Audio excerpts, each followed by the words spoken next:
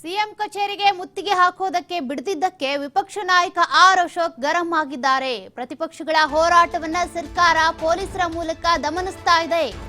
ವಿಧಾನಸೌಧದ ನನ್ನ ಕಚೇರಿಗೆ ಹೋಗೋದಕ್ಕೂ ಪೊಲೀಸರು ಬಿಡ್ಲಿಲ್ಲ ಅಂತ ಆರ್ ಅಶೋಕ್ ಅವರು ವಾಗ್ದಾಳಿ ನಡೆಸಿದ್ದಾರೆ. ಆಕ್ರೋಶವನ್ನ ಹೊರಹಾಕಿದ್ದಾರೆ. ಪ್ರತಿಪಕ್ಷಗಳ ಹೋರಾಟವನ್ನ ಹತ್ತಿಕ್ಕೋ ಪ್ರಯತ್ನ ಮಾಡ್ತಿದ್ದಾರೆ. ವಿಧಾನಸೌಧದ ನನ್ನ ಕಚೇರಿಗೆ ಹೋಗೋದಕ್ಕೂ ಕೂಡ ಪೊಲೀಸರು ಬಿಟ್ಟಿಲ್ಲ.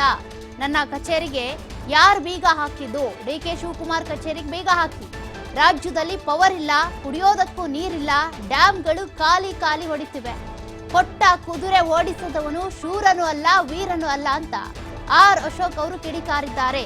ಸಿಎಂ ಕಚೇರಿಗೆ ಮುತ್ತಿಗೆ ಹಾಕೋದಕ್ಕೆ ಅಂತ ಹೊರಟಂತ ಸಂದರ್ಭದಲ್ಲಿ ಪೊಲೀಸರು ಬಿಡ್ಲಿಲ್ಲ, ಅವರನ್ನ ತಡೆದ್ರು.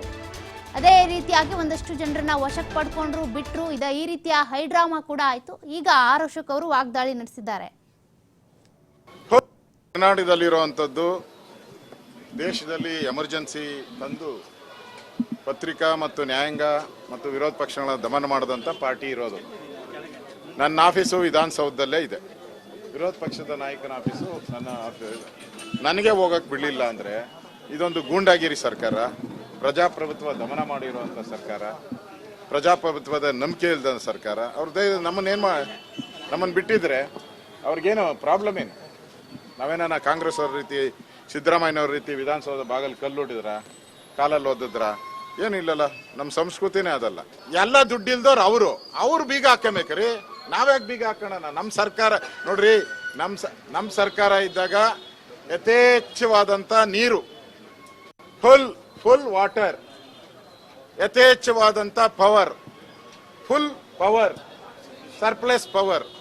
ಇವ್ರು ಬಂದ್ಮೇಲೆ ನೋ ವಾಟರ್, ನೋ ಪವರ್. ಯಾರ್ರೀ ಬೀಗ ಹಾಕ್ಬೇಕು? ಡಿ ಕೆ ಶಿವಕುಮಾರ್ ಅವರೇ, ಯಾರು ಬೀಗ ಹಾಕ್ಬೇಕು? ಖಾಲಿ ನೀರು ಖಾಲಿ, ಪವರು ಖಾಲಿ. ಬೀಗ ಹಾಕ್ಬೇಕಾಗಿರೋದು ನಿಮಗ್ರಿ. ನಾವಿದ್ದಾಗ ಸರ್ಪ್ಲಸ್ ಎಲ್ಲ ಎಕ್ಸಸ್ ಇತ್ತು, ಬೇರೆ ರಾಜ್ಯಗಳಿಗೆ ಪವರ್ ಕೊಡ್ತಾ ಇದ್ರಿ. ಈಗೇನಾಗಿದೆ? ಭಿಕ್ಷೆ ಬೇಡೋ ಸ್ಥಿತಿಗೆ ಬಂದಿದ್ದೀರ.